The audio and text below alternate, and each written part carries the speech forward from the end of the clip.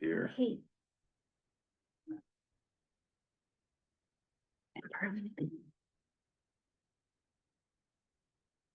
Good evening, everyone, and thank you for joining us tonight. Senator McLean, Representative Owens, and Representative Breeze Iverson will be taking your questions. They will also provide some insight on how the legislative session has been going. If you have any questions, please use the Q&A feature, and we will do our best to get to those questions during the town hall or have a staff member follow up afterwards. I'm going to go ahead and turn this over to our legislators. Let them introduce themselves. Let us know what they've been up to. Hey everyone, I'm Mike McLean. I serve as the Senator for District 30, and thank you all for joining. Hello, I am Representative Vicki Breeze Iverson. I am House District 59, which is all of Trick County and most of Jefferson County and the best parts of Deschutes County. Good evening, Mark. House District 60, the other half of the Senate District for Senator McLean. Senator McLean, would you want to start with some opening remarks? Well, sure. We all wanted to do a town hall just because we overlap in districts, and as you know, there are two chambers in the Oregon legislature, and well, you can do your best work in the Senate and send it over the House and start over. We'll just we all decided we'd join forces and talk about the session, which is headed now into its last month. So in the Senate, I've served on Judiciary Committee, which was the busiest committee in the Senate, and we had a lot of bills, but that's mostly wrapped up because that's policy, and I can answer a question about what came out of there, but generally speaking, that committee is wrapped up.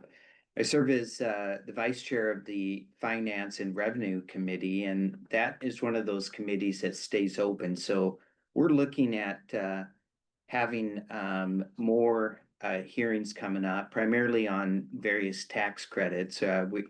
All the revenue raising bills under our Constitution have to start in the House, and so the Senate Revenue Committee is kind of the JV team, if you will, in raising revenue. But on renewing tax credits, we're doing that. We've gotten through a lot of work. We have a little bit more to go. We passed out of our committee recently and just passed off the floor a bill that would allow deduction, in essence, a complete subtraction of income up to $17,500 for veterans in Oregon, and that's correcting a long time burden that Oregon's placed on military veterans that retire or receive retirement income and live in Oregon. And frankly, we were, excuse me, one of the worst states for that, but now we're going to allow tax-free up to $17,500. And that's an example of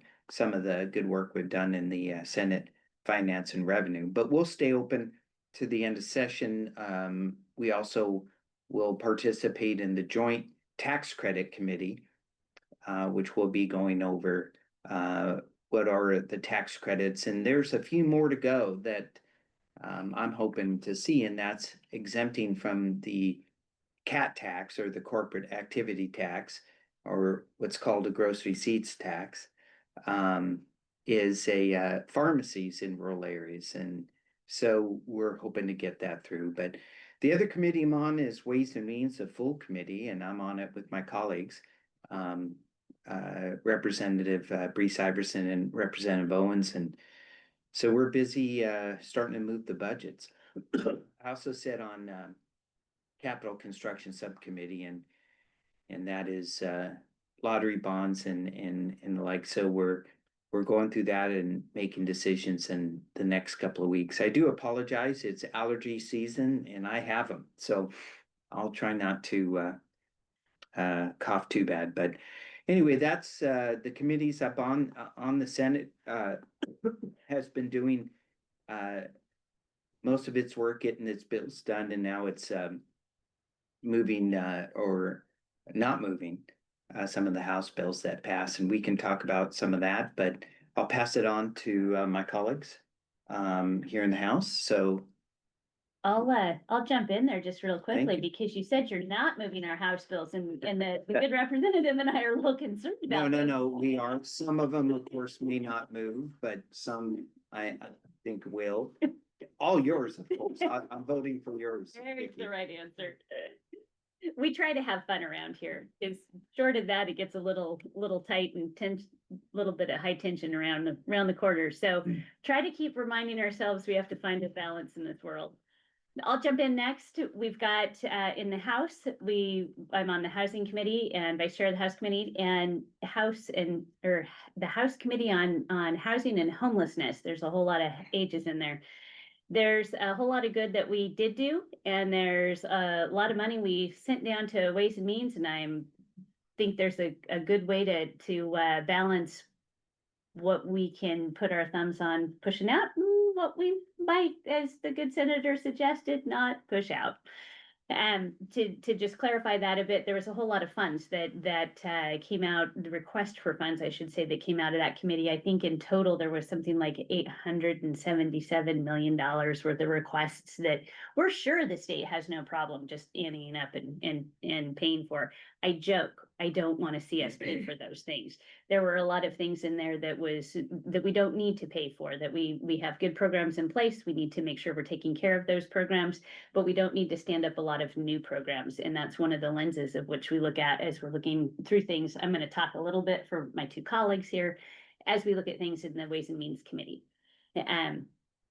The other things we did in that Housing Committee were to put forward, just today, we got a bill from the Senate and we were able to manipulate it slightly in the House, and we put it across the House floor today. We're calling it the shot clock for building.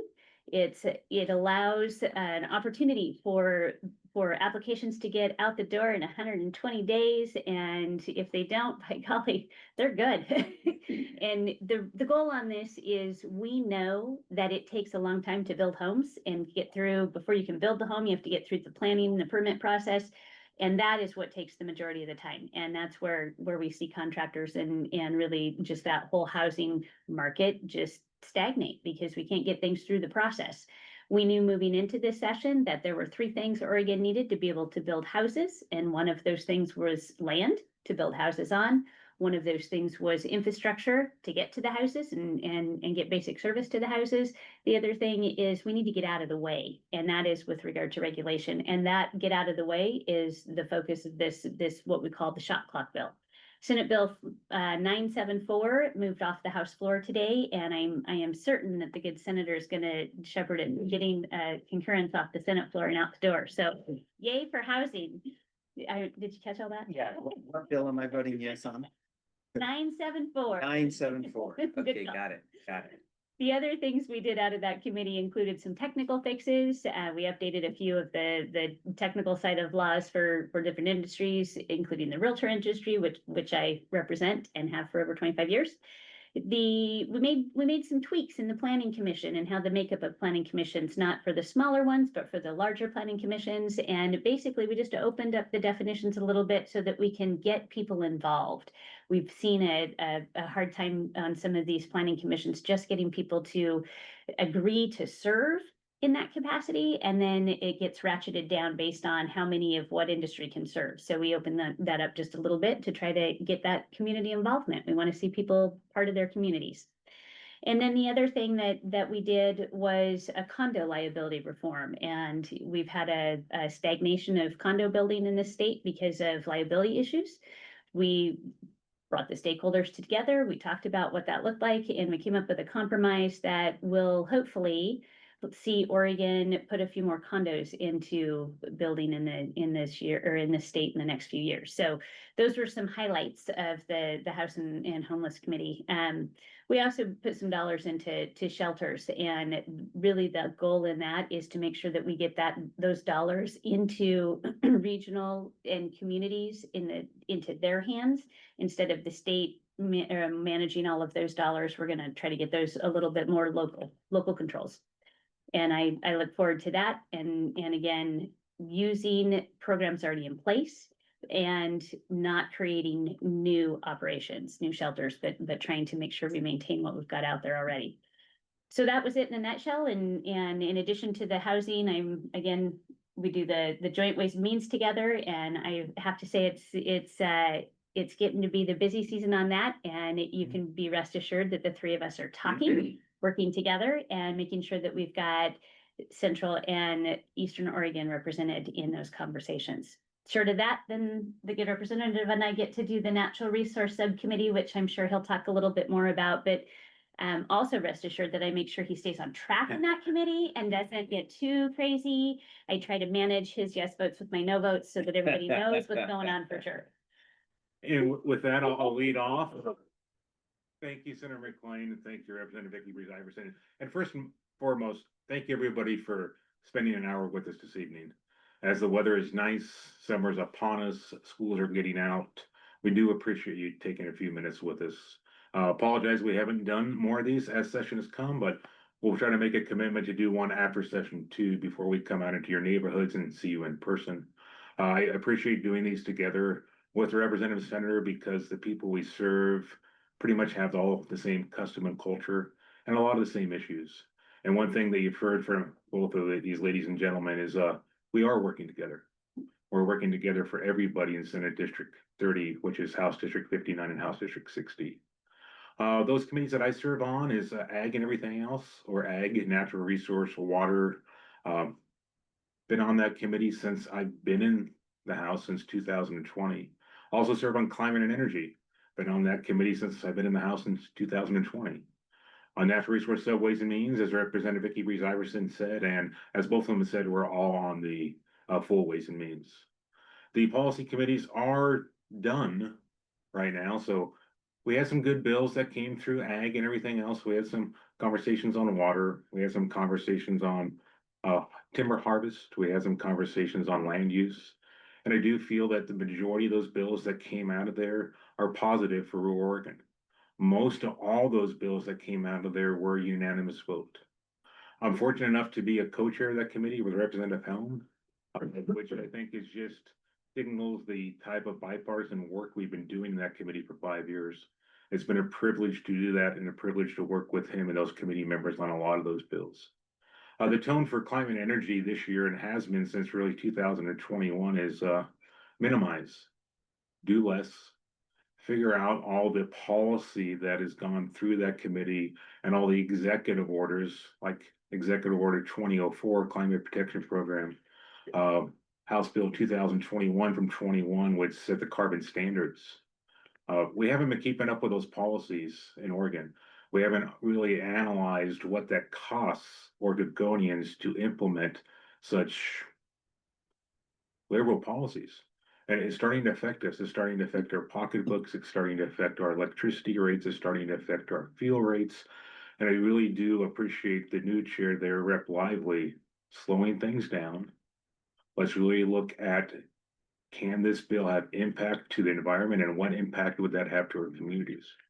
So that was the tone that went through that committee.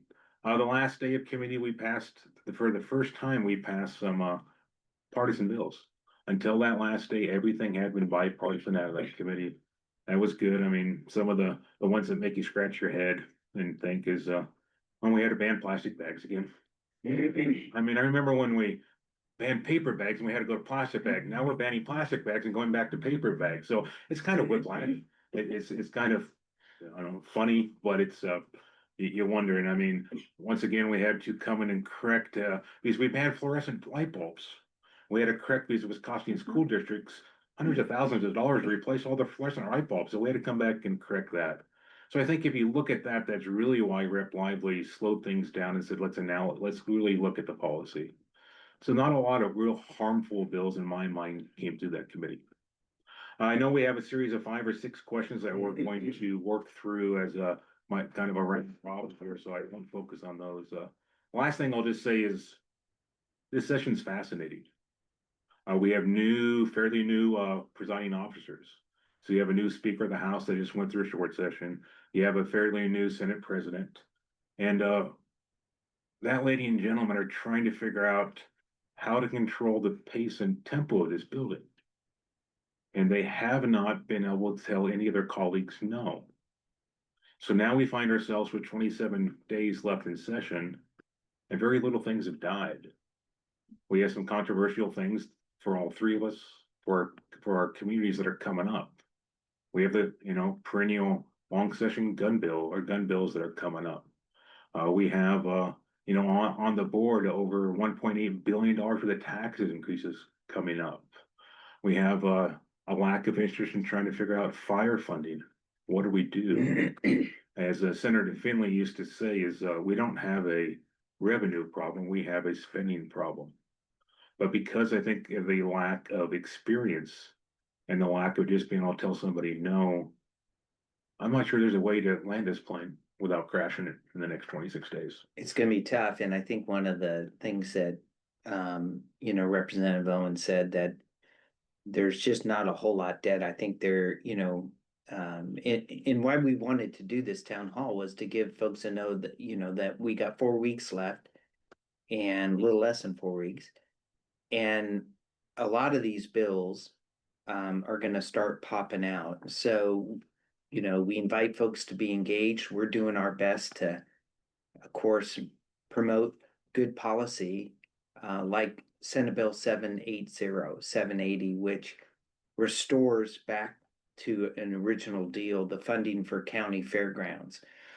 And there's Senate Bill 777, which is the wolf compensation bill that Senator Nash and Representative Bobby Levy led on, and many of us are part of that. But a lot of these are stuck in Ways and Means. What's going on, to be frank, is the majority party is looking at saying, well, hey, we can move your bills if you give us the kicker, or if you vote on this tax increase or that. And our views are that we're not going to take the kicker. That's Oregonians' money. That's in our Constitution, and so we're just going to have to wait and see what actually gets funded. But I think the last count, there were 360 policy bills still in Ways and Means, 100 and some budget bills. So it's really all come down to the next 4 weeks. And but that being said, there were a few questions that got asked, and one of them was about the kicker, and I've kind of at least covered that a little bit. I don't believe the votes are there because it takes 40 in the House and 20 in the Senate, and those votes aren't there. So the kicker is safe for this session, and whether it actually occurs or not. But I know many are concerned about the wildfire map passed out of the Senate, currently in the House. And Vicky, what's going on? The wildfire map, I mean, the Senate Bill 83, which is the one that he's referring to, is the one that is supposed to repeal the wildfire map. And it's sitting ready to go in rules on the House side. The House Republicans have tried twice now to pull it out of rules and put it on the floor for a vote. And the majority party has not agreed with us in actually pulling that to the House floor for a vote at this time. That doesn't mean that it doesn't still move, and it doesn't mean that it isn't still actively part of the conversation. There's a lot of speculation that there is a holding of that bill in rules until we capitulate to give away the kicker. Well, guess what? We're not doing that, as the good senator said. There are some things that there's just a line in the sand that we don't cross, and the kicker is one that very clearly Oregonians want to hold on to. So there's, I think in response to that, you have a strong commitment out of this group. That's not part of the conversation. There was a list of, I think it was last count 70, or initial count was 70 different options on how we fund wildfires. And that is very much part of the conversation, and part of the reason I think that maybe we haven't seen that Senate Bill 83 come out of rules at this point. There is a lot of consideration of how it is that we fund the what has been thus far something that's funded out of really the general fund, and it goes into what we call a SPA, and then we dole it out as the wildfire season happens, or directly thereafter when we're paying bills. And that all happens out of what we call emergency board, and that's the funding group that deals with the dollars during the interim. there's a desire to shift that, make it a little bit more permanent, if you will. And we're still watching the ways of which that rolls out and plays out. But the real answer is we do need more money to fight fires. I believe, and I am gonna push my two colleagues right now. Sorry, guys, put you on the spot. I believe that we don't really have that conversation until we also have the conversation of how we prevent the fires in the first place, which, oh, by the way, means taking trees out of the forest and cleaning up those forest floors. So I think the conversation is really just so big because there's people that want to keep those pieces together as we talk about Senate Bill 83. That's part of what's holding it up right now. And those conversations are alive and well. There's not a short list. I think there's been rumors about adding on to the bottle bill, which is the deposits that you pay for when you buy a pop can. And to try to pay for some of this, there's a lot of creative opportunities out there, and there's a lot of them that just don't work. So we haven't gotten to the end of that conversation yet. And I think there's maybe been a directive to, hey, let's go back to the list of 70 and see what it is that might be viable in there. Just to follow up on those couple threads there, so, He's afraid I made a No, commitment for him. I'm just saying. I said 100% support my colleagues and that we're not touching the kicker. Oh, the kicker. Yeah, but I think everybody understands the genesis of a kicker. Yes. So some of our forefathers stated that, if revenue exceeds a certain percentage of what was budgeted, the state shouldn't be allowed to spend that money. Right. That money should go back to those who paid the taxes. So that's the kicker. I think last biennium it was $5 billion or It was more. big. Huge. That went back, if you had paid taxes, and then the next time you went to pay taxes, you would get a refund, or that would come off your tax bill. So that tax is supposed to go back to our community members. That's what's in the Constitution.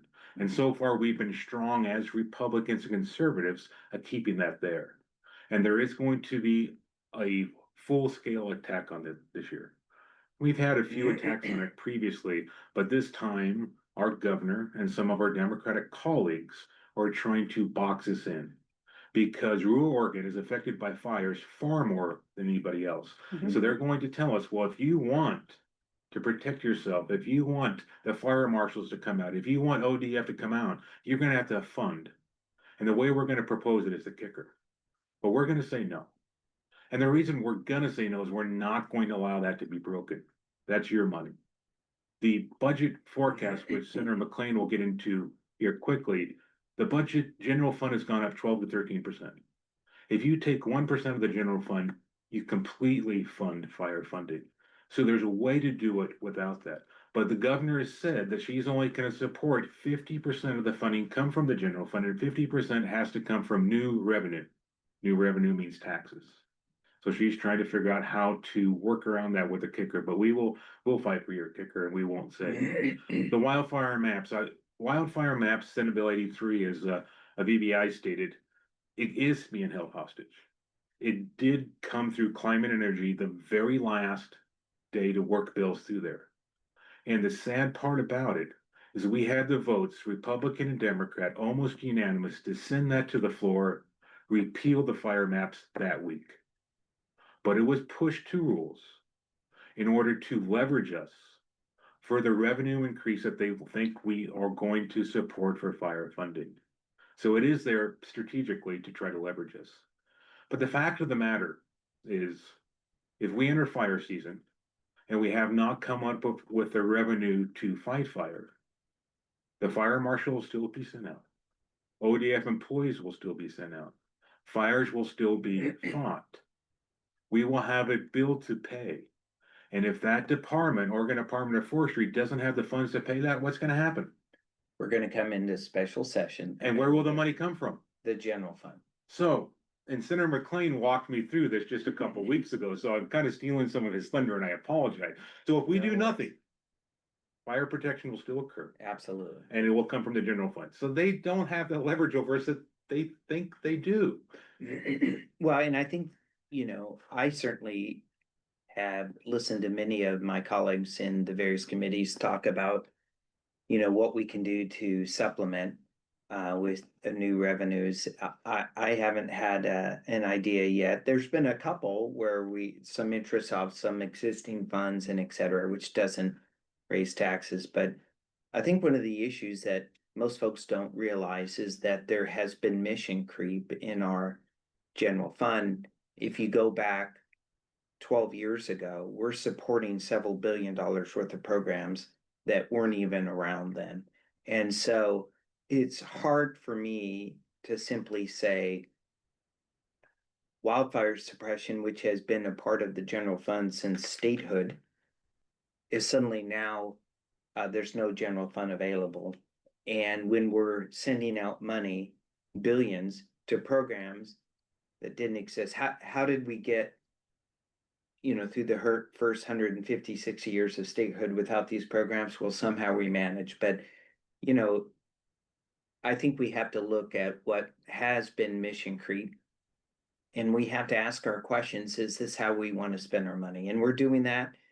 But, we can give you a lot of details going into different views on budgets and how they are, a lot of the budgets coming out, I voted against because they're creating a fee-based, in other words, they're not creating general fund to fund, say, the Marine Board and some of the other things. These are some of the smaller budgets, bigger ones are coming, and they're saying, oh, we're a little short.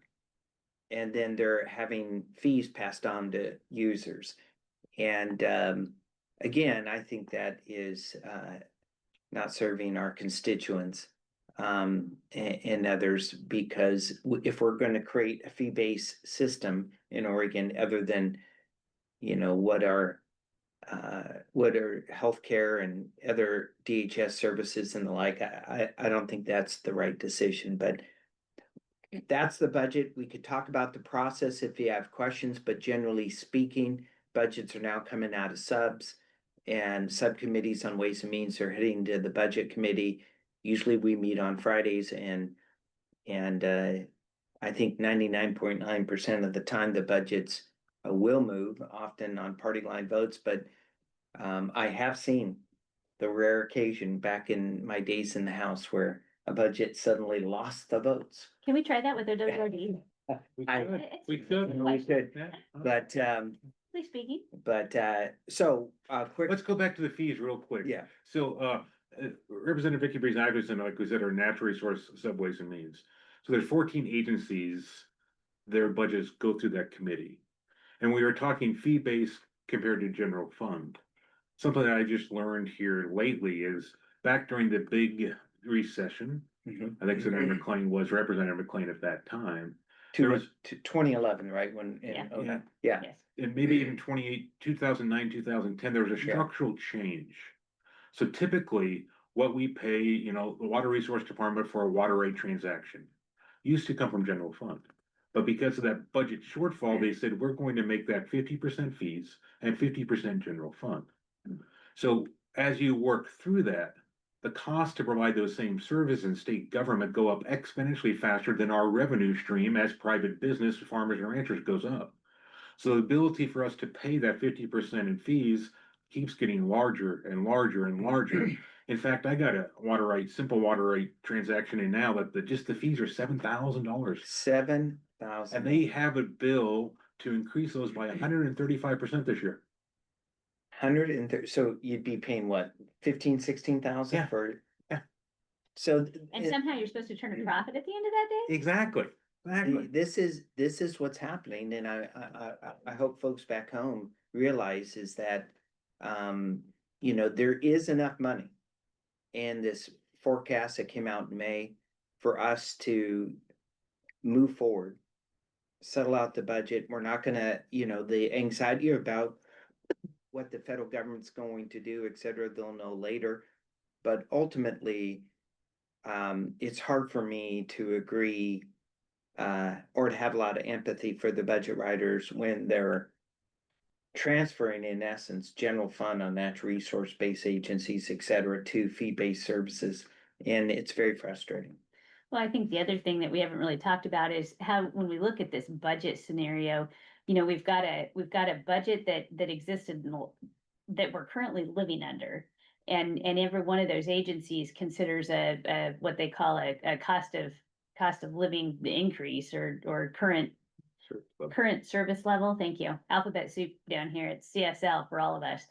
Current service level, we move it forward, and that current service level has a built-in inflation to it. Mhm. And so when they say that we don't fund them at their, current rate, it includes that CSL.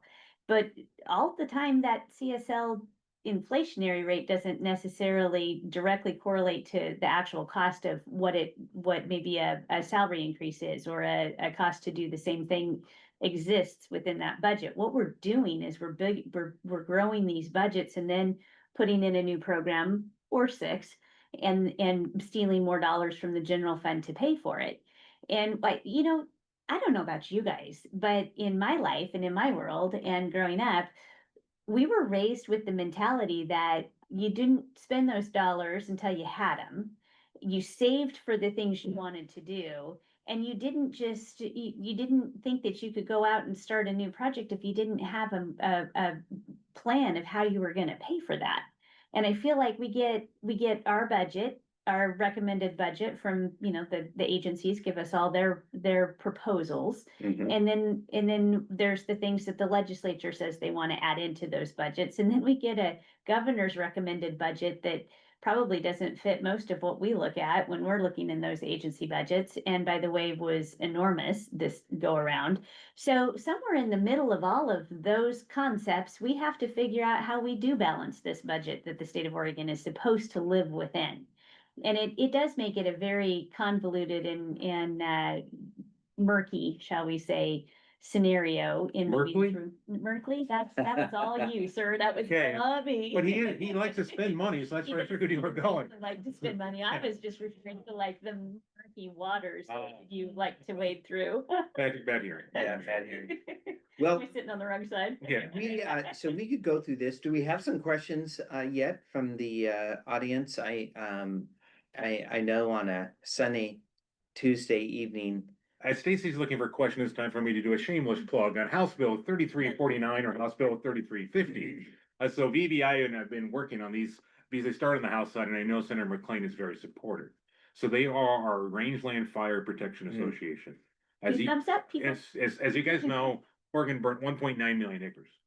That's not the thumbs up part. No, That's no. me. And I'm here to say that acreage have been far more if it wasn't for our Rangelands Fire Protection Association. 100%. They are the first responders to fire. They are men and women that have private businesses, ranches, farms, work for our school districts, work for themselves and everybody else. But when a fire comes, they go out and they're the first strike until an interagency team comes or until somebody else comes. We fully underfund them. In fact, they have to get most all their equipment from the federal government. Right now, there's not a policy to let Oregon Department of Forestry give them their surplus equipment before Oregon Department of Forestry has to put it on a GSA auction. So simple bill, allow Oregon Department of Forestry to allow them to get their surplus equipment, get them the radios they need so they can communicate, get them the PPE that they need to protect themselves, and just put $1 million into a fund to give them the funding to put tires on their Humvees, to put fuel in their trucks, and to give them a budget that they can actually do the work without having to stop by their house or their ranch to subsidize them being the first responders to fire. So 3349 and 3350, we're gonna get across the finish line. Amen. Shameless plug. I'm excited about that one. Yeah. And the Representative Owens started down that road, and I just want to maybe lean in slightly. These guys, they really do go to their point of operation, usually their house and their farm or ranch, and fill those Hummers up with all their diesel. Because they don't have a budget to do that. And they're not gonna sit there and try to quibble over where to get that diesel. They're gonna fill up the rig, they're gonna go out to that's right, federal lands, because that's where the majority of these fires are burning. And they're gonna put them out because they know that if they don't, it's gonna blow insanely large and trickle over to state lands and then their lands. And this isn't an okay practice that Oregon has somehow fallen into. It's not something that was adopted. It's just gotten worse over the years as far as how we manage these fires and how big these fires get. And there is a way to get on top of that and in front of it. And these volunteers they're the real deal on this. they're not only are they the first people to respond to the fires, but they're also the people that know that topography the best. They know which way the wind blows. They know where that fire's gonna go because they've seen it before. They know where the cows are at or sheep. They know the land Wow. and they are the people, ha ha ha. They are the people that show up and we need to make sure that they're integrated into the teams that come in later because it is that important. Oh, yeah. Aw. Good point. Good point. So if we're doing shameless plugs, do I get to plug the Juniper bill? Well, of course. course. Of course, yes, yes. course, I like it. Your bill or my bill? According to the drafting proposals, it was my bill, but True, true. definitely lately, it seems like it's had a new ownership. But here's the deal, folks. I don't care about ownership. No. I care about policy, and I think my colleagues here do as well. And I will share that all day long with you, Representative Owens. Just let's get it across and let's make sure that this fine senator here does the same on his side. And We'll we'll take the baton. Right, perfect. The relay is real. But the Juniper bill is a simple bill that we started last cycle. We got some dollars in so that we could get rid of some of the junipers and then monitor and be able to show how the water does increase in those watersheds when we are not letting the junipers suck it up. It's been that we got the dollars out the door. We had a small hiccup getting the dollars out the door, but we got the dollars out the door. I think every community, every county that got dollars is currently using those dollars.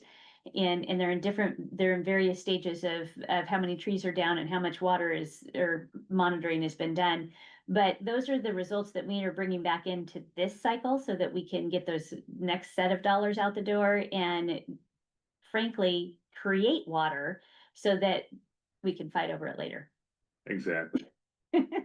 In a fight it will be, but let's, what House bill number is that? We're 3135. 3135, we're gonna be working on that, but we don't want to not let some questions be answered. I guess we gotta slow down the shameless plug for a minute. Okay, all Okay, right. okay. So, Stacy? Yeah, you have, there's a number of comments and questions on agency accountability. One that came through, how can we get the Secretary of State to focus on 4 areas of responsibility, accountability, efficiency, and efficient government agencies? Who wants to take the Secretary of State comment? Secretary of State. Well, I'm going to interpret that question as saying that that, you know, as far as their audits go, that's one of their functions is to point out where the executive branch is failing to achieve efficiencies or is having fraud, waste, and abuse. And you know, the new Secretary of State, Tobias Reed, has just started, and I think so. We'll see. I'm not at this point prepared to say that the job that he's doing is not meeting standard. But he's got a lot of audits and work to do. But generally speaking, what I've seen so far, I think has been fairly decent as far as pointing out where we can make improvements.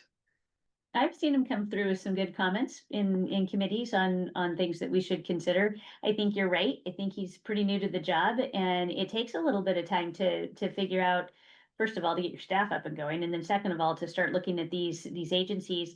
And to be fair, I would suggest that we, as a legislative body, are currently looking at those agencies. We should be telling him, hey, get this one too. I know that in the past, they've always had them on a rotation of when those audits happen, so it hasn't necessarily been just him picking this agency or that agency to run the audit on. But I think that we've raised some really great questions and some concerns this legislative session. And it is also up to us to keep pushing through those questions to the Secretary of State and asking for him to be accountable back to us. And I think you're right. I think he's got some good potential to do a good job with this, but it's also up to us to make sure that he hears that we're concerned about certain agencies more than others. WRD. But agency accountability is something I think we struggle with as a legislative branch. I mean, like I said, we have 14 natural resource agencies that go through the subways and means. And we spend 3 hours beginning the session, then an Yeah. hour, so we have 4 hours. And you're talking, I mean, some of these budgets are small compared to some of the big budgets, only $1 billion here or $1 billion there. But for us to have that oversight to understand how many positions have been vacant for 6 months, how many positions have been here, how has the department reorganized themselves or redirected funding? We don't have that level of accountability. And that's supposed to come from the executive branch. There was a conversation in the intern to try to figure out what type of oversight should we be implementing so that we can actually have some accountability for us when we pass those budgets. So it's something I personally struggle with. I don't know how we get that as part-time legislators in the structure of our process to actually enforce agency accountability unless we hear from you guys and gals on specific issues. But it is something that I struggle with. Well, and just to lean into that comment you made about specific issues, I will say that we do have a tool and we've utilized it several times thus far in that subcommittee, is to put on a budget note in one of these agency budgets, but they really are fairly specific to a program that we're concerned about. And the budget note can ask for a certain amount of oversight that comes back in the next short session to give us an update on a specific criteria.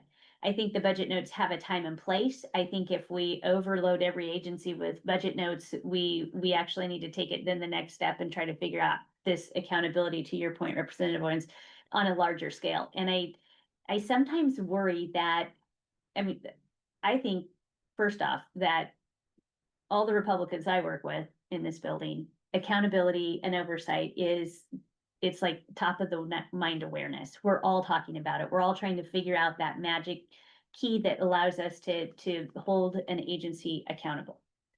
I would suggest that it really becomes a partisan scenario when we start to try to build that into a budget.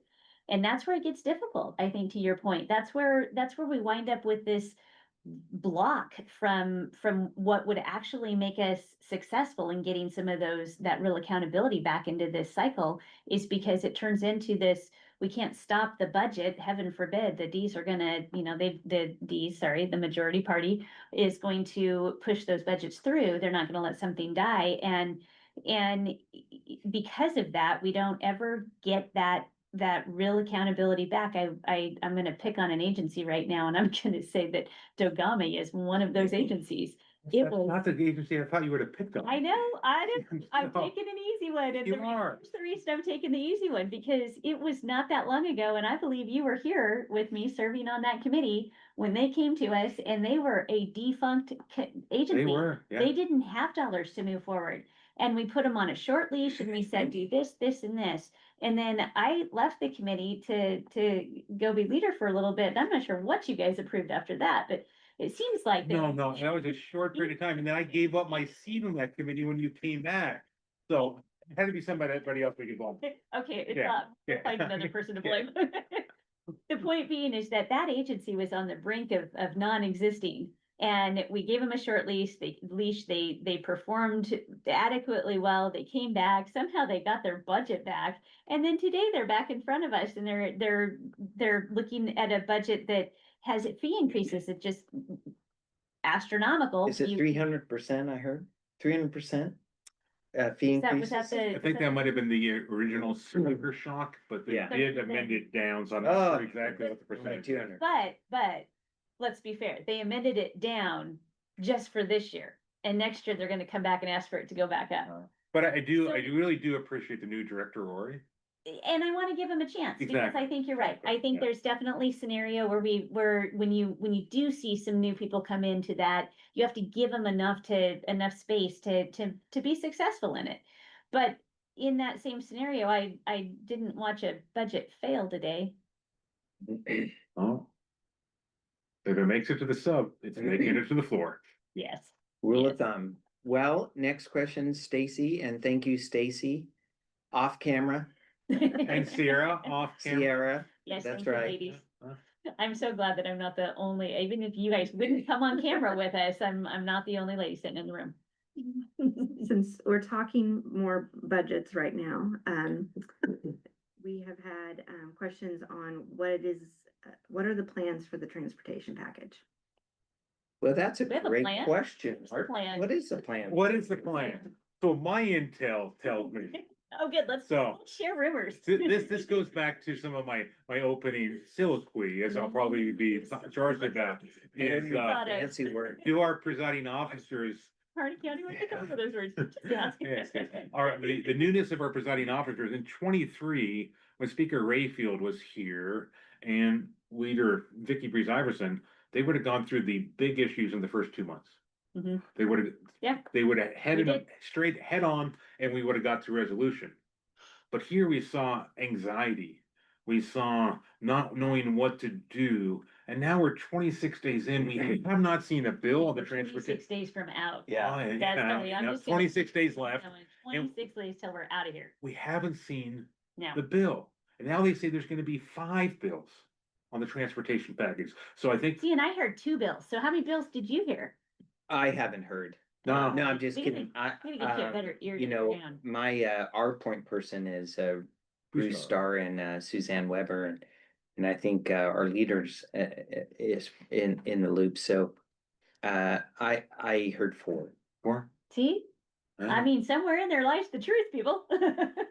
typically I go to the person that has most credibility. But. Which I'm not sure who this conversation is, because I don't think anybody knows. Anyway, I think the question really is that, and the next maybe rumor mill that I want to throw. Oh, out let's start some. I know, right? Okay, This could be okay. fun. Just say, who's heard what, right? So what? Yeah. They didn't know I was gonna put them on the spot like that. This is fun. The next thing we're hearing is, do we even get a transportation package, or do we close this down because we have to be out of here in 26 days, as you just kind of threw out there? And then, Prediction? and then we have to come back in a special session to try to do something. My prediction I is we're know, not gonna right? get it because I don't think they had the votes there and, your prediction, Mark? My prediction is if it is 5 or 4 bills, we're gonna get 1 or 2 of them. Oh, We're gonna get enough So to get, is it enough to get us, it's enough to get us that? to short session. so you think? I okay. think it's enough, some gap funding, So then then we're we gonna don't do need maintenance, special- we're gonna do this, and we're gonna set the stage for those conversations in intern work groups. Yeah. To come back for something in 26 is my guess. How many intern work groups did we have last session, or last at interim? least 2 or 3. Oh, yeah, I mean, I Is try this to what we're avoid kicking the can down the curb? It might be down the curb or down the. down the yeah, road, curb. Yeah, I mean, ha, ha, ha. What's your prediction, Vicky? yes, yes. Ah. You say, Oh, I get to have a prediction, not just throw it out there. yeah. All right, I do believe that we get 1 or 2 of the bills. And to be fair, I heard 2 bills, but I think that was light. So I do believe that we get 1 or 2 of the bills. I do believe that they don't have enough consensus on the majority side to get the real package across the deal. And so the real question for me is it special session or is it short session? And frankly, right now, I don't think I have enough information to properly predict. Now, I could just. So you're not gonna side with either Senator McLean or me, because we threw two different perspectives. I. This is the politically correct answer, it sounds like, Senator. Well, there you have it. Okay, okay, No, yes, maybe. yes, yes. On transportation. I just don't think they have the votes, but, next question. Explain what it means to be part of the minority party in a supermajority. How does it shape your day-to-day work, and how do you advocate for your constituents? That's a great question. It is. I'll start with the Senate. And we have 18 Democratic senators and 12 Republicans. So on my committees, just the 2 that, not counting the budget process, judiciary, we had 4 Democrats and 2 Republicans, and Senator Kim Thatcher was the vice chair, but they still had to have 4 votes to pass a bill. It generally was cooperative until it's not. In other words, there are certain policies that Republicans and Democrats disagree on, certain bills affecting firearms, certain bills affecting sentencing and things like that, which we're not going to agree. They may move on party line votes, but generally speaking, most of the time, if a member of the minority, a Republican, adds value and is engaged and is looking at the bills and offering amendments or talking, one-on-one with the chair of the committee or the Democratic members, I found that it's actually been pretty cooperative, but I also know when it's not. And that's when they're gonna move a bill on a party line vote. And, they're gonna do it and we can't stop them. So I think the key about being a Republican in the Oregon legislature is choose your battle, engage where you have expertise, add value, and it's a relationship game. A lot of it is building relationships, and a lot gets done here, I think, generally to try to make bills better. And then there's that 10% that is partisan at the time, 5% is extremely partisan, and we're not going to change that. We can serve our constituents by fighting for appropriations for our district and make sure there's a level playing field when it comes to services. And then we make our case, we tell our story.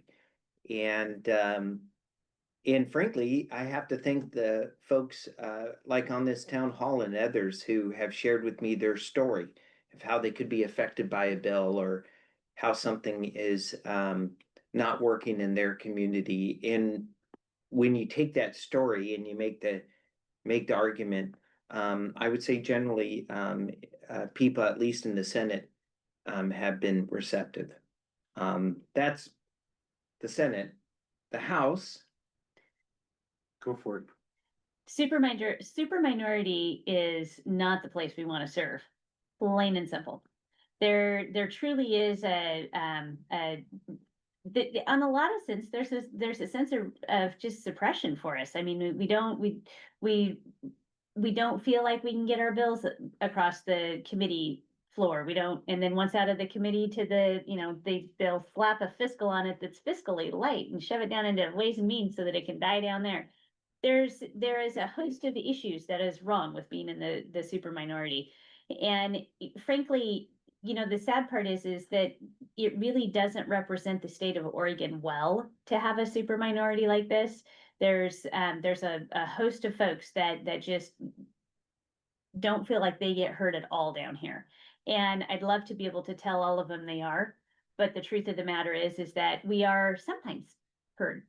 And I think the senator hit it absolutely correctly. It is about relationships in this building, and what the means that we have and that I would say that we're successful with is creating relationships. And it wasn't that long ago that we were just in the regular minority versus a super minority.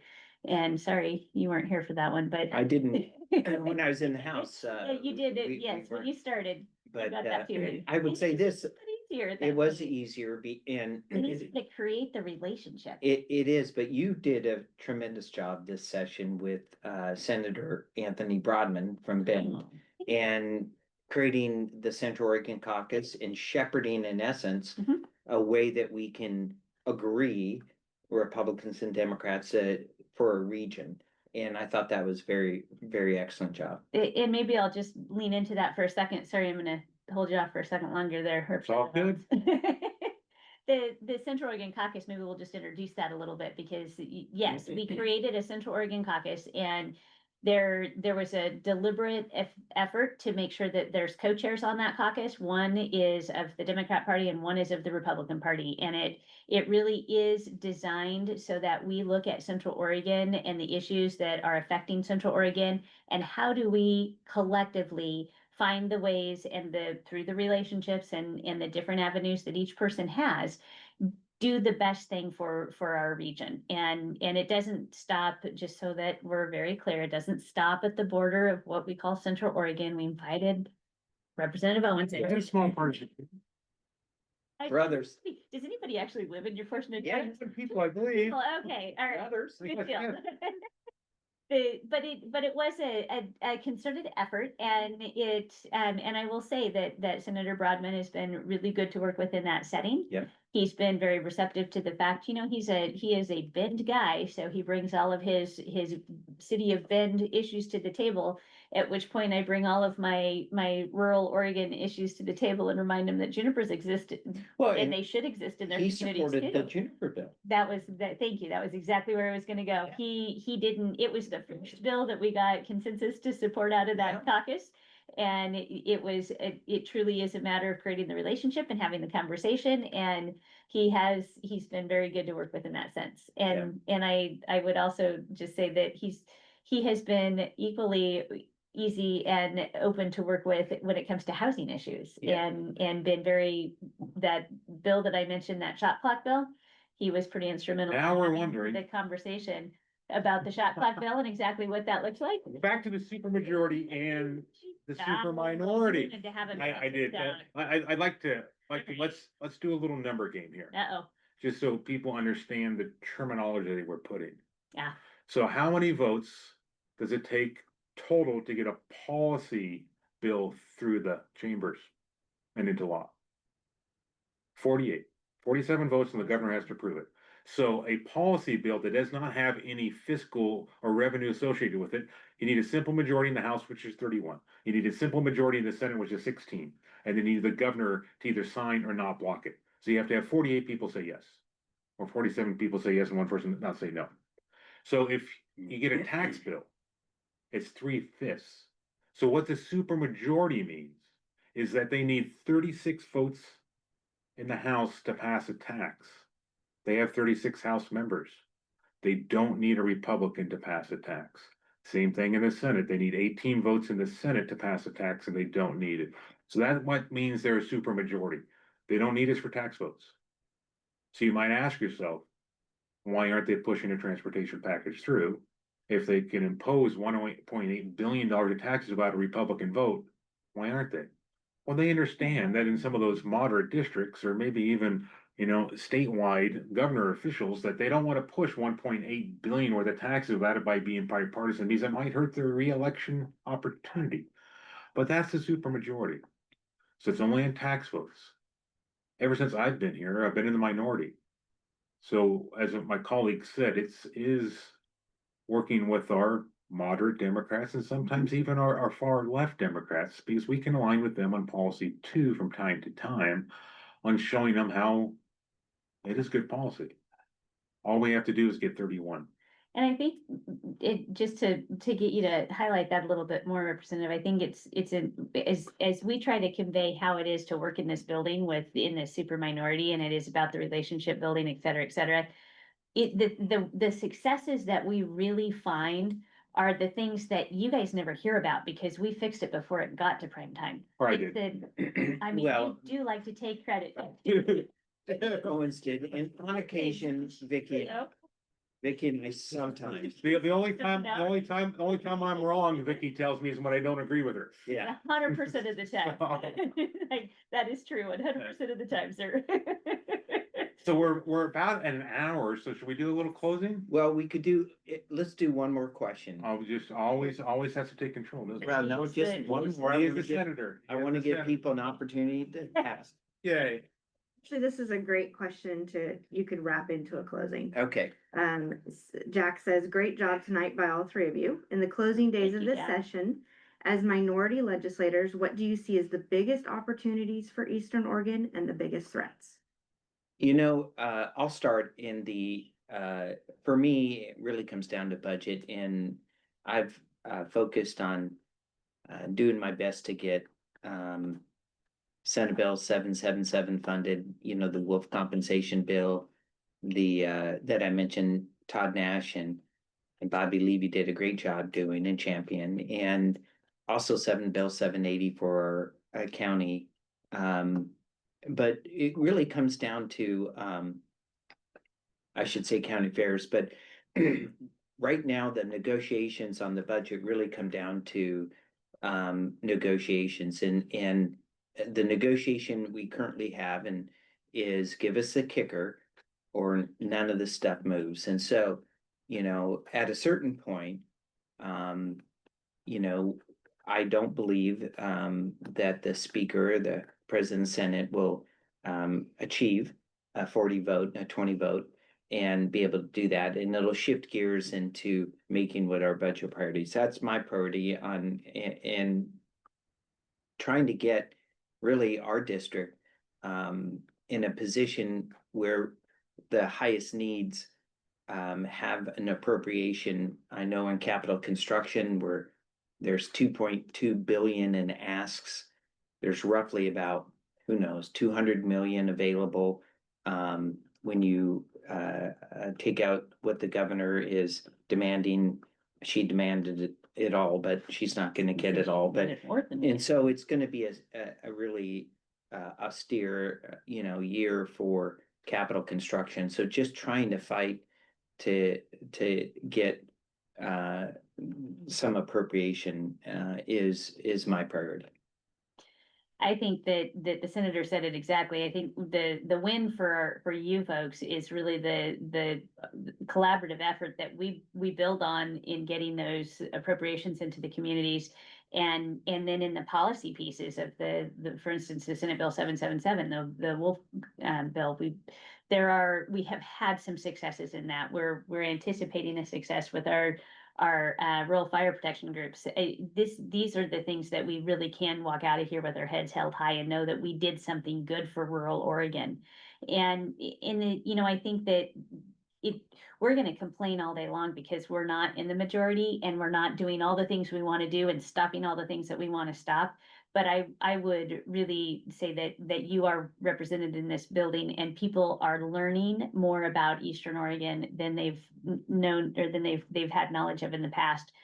There's a lot of them that say, oh, I traveled through your district and it's beautiful and I stopped and camped or maybe fished in this creek. And it gives us an opportunity to then open up the next conversation of, well, you know why that creek's not available to fish between here and here. So we were able to do some education, and it's a lot of visiting, a lot of relationship building and just talking on behalf of all the folks from Eastern Oregon. And I think we've done a good job of that. Our job's not done with that. There's a lot more to educate people on, but I do think that we see some more open minds. The thing that we haven't necessarily done, and we do have a nice group of moderate Democrats that we work with, but the problem with those is that they still vote the wrong way when we get down to those really tight votes. And that's where when we flip one of those, then we're gonna have total success. The other thing that the other part of that question I think that Jack asked was what was our biggest threat, and this is probably simplistic and I can probably dig into water, but I won't pick that fight right now. I think our biggest problem or our biggest threat to rural Oregon is fees, and there is such a true fee increase happening across the board and new fees being added, which might be the way that the Democrats are kind of working around new taxes, is, in rural Oregon, we don't have maybe all the salary ranges that you see in other more populous areas of the state. And we really are proud of our lifestyle, and it's a choice we make, and I'm gonna do it again all day long. I love living in Prineville and raising the kids on the ranch and being part of something that generations before me built. But I think if we talk about death by 1,000 cuts, it's probably all the fees that add up over into those regulations that cost us our ability to do business the way we've always done it. Wow, I agree with Did we leave you speechless? No. Oh. Come on, I am a politician. I'm a politician. The threats and opportunities. So threats, I agree. Taxes, 1.8 billion for transportation is a threat. Mhm. It's also a threat to make sure that we can't figure out the general fund allocation that needs to go to our maintenance for our roads, Mhm. the plowing of our roads. I mean, I get very, very frustrated when ODOT says they're gonna stop maintenance in rural Oregon because there's less people. What that tells me is our lives mean less.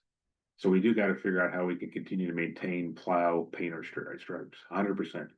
Gun bills. Yeah. So Senator Finley and I used to say every long session, there's a gun bill coming, and there's Mhm. one coming, maybe two and maybe three. Thought you stopped that for us, Senator.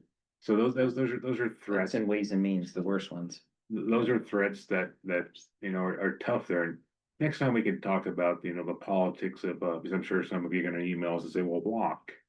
walking doesn't work, walking doesn't work, walking postpones it. And it postpones it for a short period of time. Well, didn't we find out when we walked the last time that postponing or that stopping it at that moment felt great? And within 14 days, it all came crashing down in an executive order anyway. 2004 Climate Protection Program, which has been more detrimental, some would say, than what cap and trade would have been. So Exactly. yes, you are correct, EBI. Opportunities. When we look at fire funding, we need $15 million for the landowner offset.